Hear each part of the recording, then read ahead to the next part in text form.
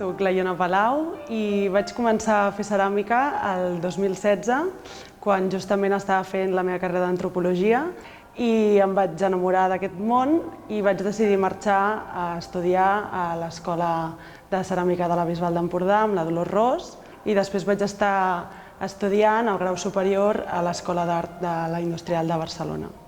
El que us vinc a presentar avui és la meva obra, es titula 40 graus, i aquest s'inicia sent el meu projecte final de grau de la Industrial de Barcelona. Una mica el que vaig començar a plantejar va ser fer uns cilindres de fang vermell,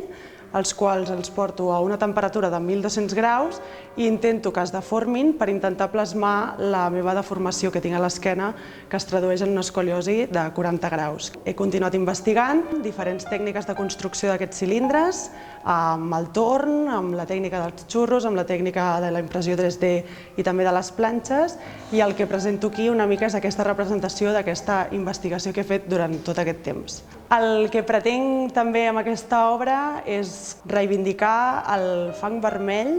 com a material plàstic per crear obra artística i vull una mica que la gent se n'adoni de la potència plàstica que té aquest fang. Tanmateix, també reivindico el concepte de la deformació com una cosa positiva i també una mica tot el prefix de que posem a les paraules i que quan l'afegim té una connotació negativa. I d'aquesta manera vull positivitzar-ho tot i reivindicar també el defecte com a quelcom positiu.